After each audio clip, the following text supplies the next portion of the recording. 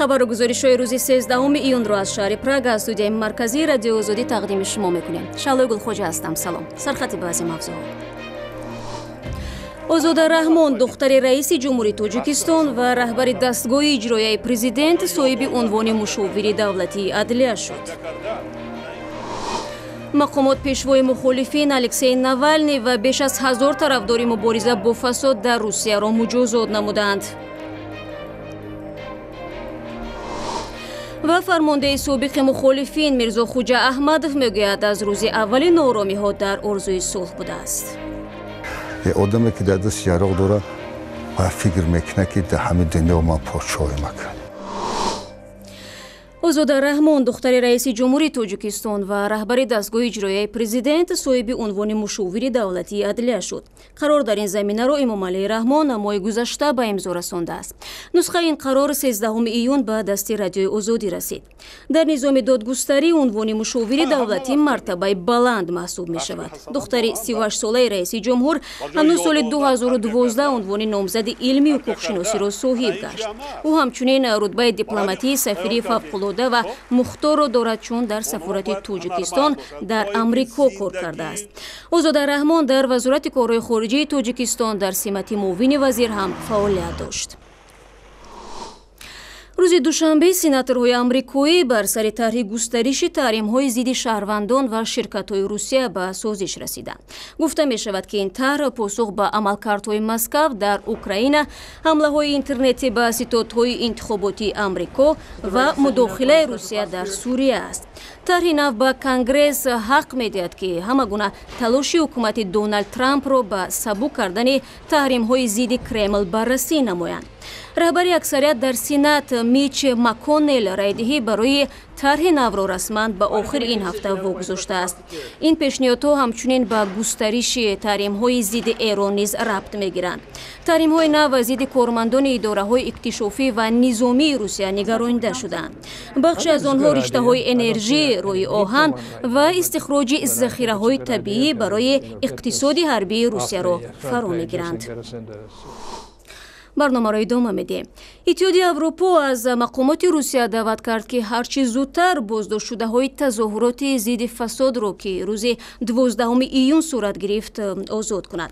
ин созмон бо нашри як баёния боздошти садҳо танро дар тазоҳуроти мусолиматомез ва истифодаи нерӯ дар муқобили онҳоро хилофи ҳуқуқҳои бунёдии озодӣ арзёбӣ кард. дирӯз дар Даҳо шаҳри Русия алайҳи фасод тазоҳурот баргузор шуд ва додгоҳи дар шаҳри Москав ташкилкунандаи ин ҷамоматҳоро ба ҳабс маҳкум намуд. Каюмарсиято мавзӯъро идома медиҳад. додгоҳи Симоновский шаҳри Москав субҳи 13 июн Алексей Навальный раҳбари мухолифини ҳукумати Русияро ба 30 рӯзи ҳабс маҳкум кард. Навальный барои такроран поймол намудани қонуни баргузории раҳпаймоӣ айбдор мешавад. бо даъвати Навальный, ки мухолифи сарсахти Владимир Путин аст, рӯзи душанбе ҳазорон нафар ба кӯчаи шаҳрҳои мухталифи Русия баромаданд. рӯзи 11 июн Алексей Навальный эълон кард, ки тазоҳуроти бо иҷоза дар хиёбони Сахарови Москав мумкин аст ба иллати фишори мақомот, ки истифодаи садобар ва лавҳаҳои видеоиро манъ карданд, баргузор нашавад. вай аз тарафдоронаш хост тазоҳуроти осоиштаро дар кӯчаи Тверской наздики Кремлин барпо кунанд. худи Алексей Навальный раҳбари мухолифин чанд лаҳза қабл аз оғози эътирозҳои зидди фасод ҳангоми хуруҷ аз манзилаш дар Москав боздошт шуд. аммо Юлия Навальная, ҳамсари ин сиёсатмадор, рӯзи 12 июн дар саҳифаи твиттери худ навишт, ки Алексей Навальный аз тарафдоронаш хост то ба раҳпаймоӣ идома диҳанд. бино ба гузоришот тақрибан 1100 нафар аз эътирозгарони ҳамоишҳои зидди фасод аз сӯи мақомоти интизомии Русия боздошт шуданд. шумораи зиёде аз тарафдорони Навальныйро полиси зидди ошӯб дар шаҳрҳои Москав, Санкт Петербург, Владивосток ва Қазон дастгир карданд. худи Алексей Навальный баъд аз гирифтани ҷазо дар додгоҳ гуфт: ман бо чашми худам гирдиҳамоиро надидам, вале то ҷое шунидам чорабиниҳо дар Москаву Санкт Петербург серодам буданд. дар ҳар ду шаҳр иқдомҳои зиёде истифода шуданд, то шумори ширкатдоронро поин бибаранд.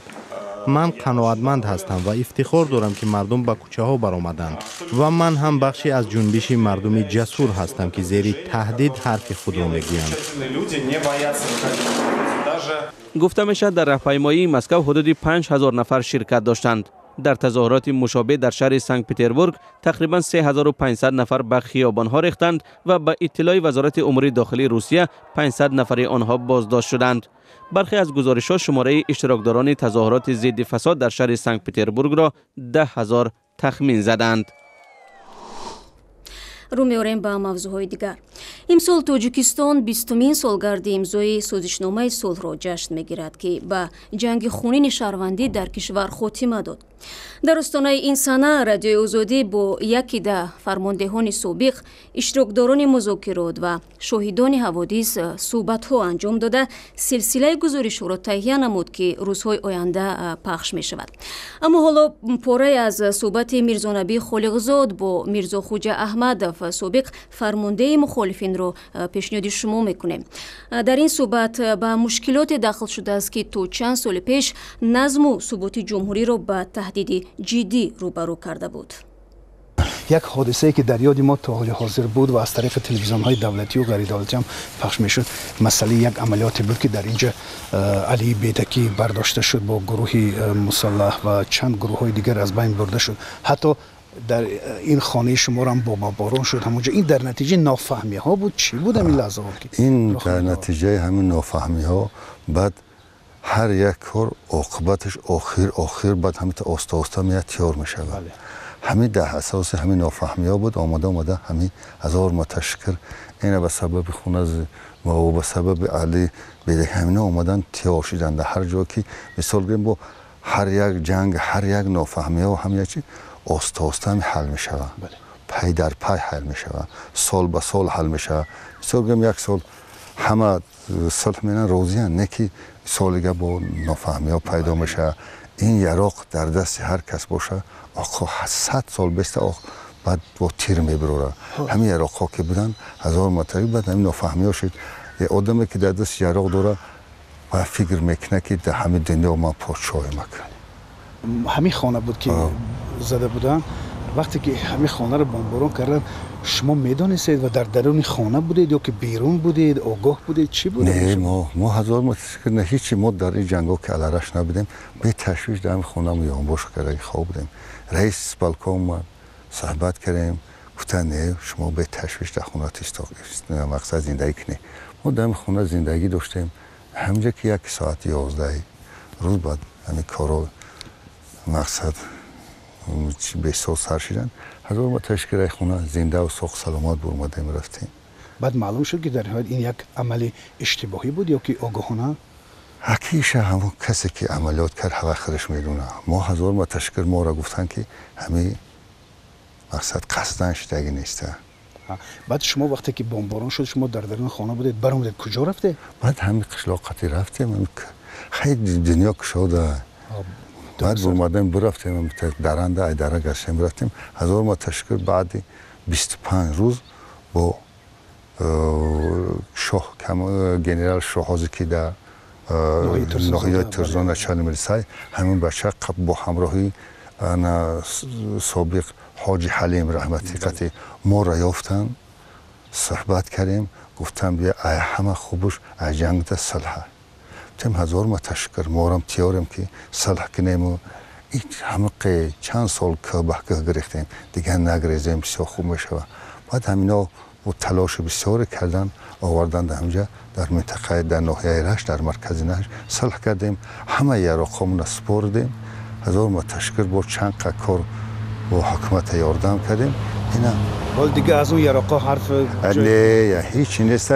بعد این حاضر هزار متشکر بچه هم هستن که با زندگی دارن ای پی زندگیشون اگه شما با آدمی سال خورده مانند نیست خیلی جوان به نظر میرسه در همین دوره به شما یک زندگی آسایشته و آرام و با ثبات و یک زندگی موفق برایت آرزو میکنید. شکل کامل این صحبت رو شما میتونید چند روز بعد در سامانه www.azadi.org و آزادی ویدیو یوتیوب پیدا کنید. مقامات انتظامی توجیکستان میگویند پرونده پسر گلمرود حلیموف فرمانده فروری را که به صف گروه تندروی دولت اسلامی پیوست برای محاکمه به دادگاه سپردند. بهروز گلمرود به زرخریدی و تلاش برای جنایت متهم می شود. بهروز 18 ساله ضمن بازپرسی به مفتشان گفته است که هیچگاه با پدرش مستقیم ارتباط نداشت و تا زمان بازداشت از طریق شبکه‌های اجتماعی و توسط افرادی که خود را دوستان گلمرود حلیموف معرفی می‌کردند از حال او آگاه می‌شد. بهروز گلمرود پسر کلانی گلمرود حلیموف اول ماه اپریل در ناحیه ورزاب دستگیر شد. پیوندان بهروز گلمرود در صحبت به رادیو آزادی گفتند که از قصد سفر او و آنچه که مقامات میگویند خبر نداشتند. این شب و روز مرکزهای خدمترسانی شرکت‌های مخابراتی در تاجیکستان خیلی سرآدم است. اکثریت آنهایی که نوبت می‌پایند میگویند قطع شدن سیم کارت‌ها آنها را به نزد در نمایندگی شرکت‌ها آورده است. هنوز چند ماه پیش شرکت‌های مخابراتی اعلام کردند که باید همه سیم کارت‌ها دوباره ثبت شوند. در صورت غیر سیم کارت‌ها بسته و از نو به فروش گذاشته می‌شوند. اما برخی از ساکنان میگویند با وجود گذشتن از ثبت دوباره سیم کارت‌های آنها نیز خاموش کرده شدند. همکاران ما تلاش کردند سبب پیش آمدن چنین مشکلات را معین نمایند.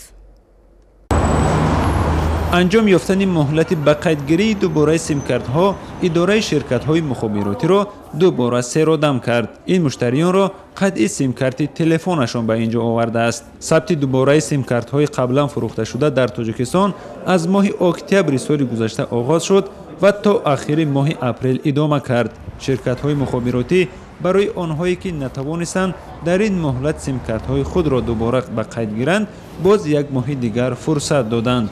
قطع سیم کارت‌های از قید نگذشته از اول ماه ایون آغاز شد ولی بعضی از شرکت‌ها تنها در چند روز اخیر به این کار آغاز کردند.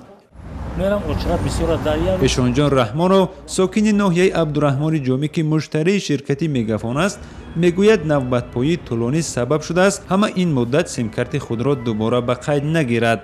اکنون مجبور است با وجود زیاد بودن نوبت پایان در تالار شرکت نوبت ایستاده سیم کارت خود را فعال کند.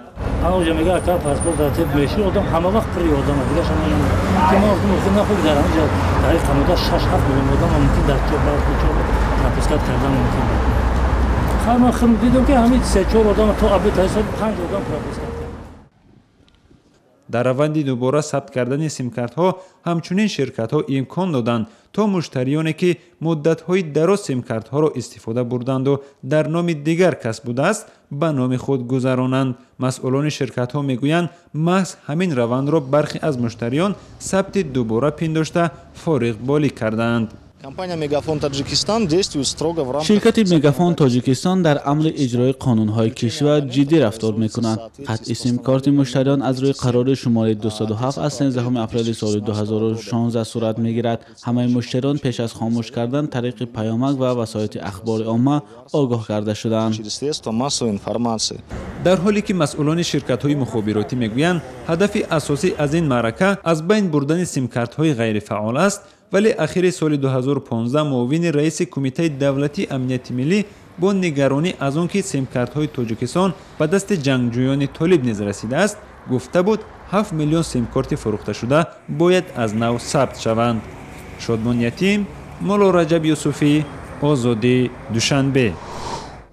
و یک خبر دیگر، روز دوشنبه 12 ایون دسته منتخب فوتبال ایران در ورزشگاه آزادی تهران فوتبالبازان ازبکستان را با حساب 2-0 شکست داده صاحب راهخط جام جهانی فوتبال شد که سال 2018 در روسیه برپا می شود. بعد انجام قواآزمایی هزارها ساکن تهران هشدارهای امنیتی درباره حمله‌های دهشت‌افکنان گروهی به نام دولت اسلامی را نادیده گرفته برای تجلیل پیروزی به کوچه‌ها برآمدند. پرزیدنت ایران حسن روحانی توسط شبکه اجتماعی توییتر ابراز داشت که از پیروزی دسته ایران افتخار دارد. رسانه‌های ایرانی اطلاع می‌دهند که غلبه فوتبالبازان ایرانی را نه تنها ساکنان جمهوری اسلامی балки ҷамоаҳои эронёни муқими кишварҳои дигар ҳам ҷашн гирифтанд. рӯзи чоршанбеи 7 июн силоҳбадастони гурӯҳи ба ном давлати исломӣ ба парламенти Эрон ва оромгоҳи имом Хумайнӣ ҳамла карда 17 нафарро ба ҳалокат расонд. баъди нашри даъвати даҳшатафканони ин гурӯҳ ба ҳамлаҳои бештар, рӯзи якшанбе мақомоти амниятии Эрон чораҳои иловагӣ қабул карданд. Эрон қаҳрамони секаратаи футболи Осиё буда аввалин дастаи ин қора аст, ки барои ширкат дар ҷоми ҷаҳонии футбол роҳ хат гирифтааст. با امید خبرهای خوب برنامه امروز را انجام میدیم. خبرگزاری‌های بیشتر در سامانه azadi.org، صفحه ویژه ما در شبکه‌های اجتماعی و آزادی ویدیو یوتیوب قابل دریافت است. تشکر برای همراهی. برای کار و خدا نگهدار.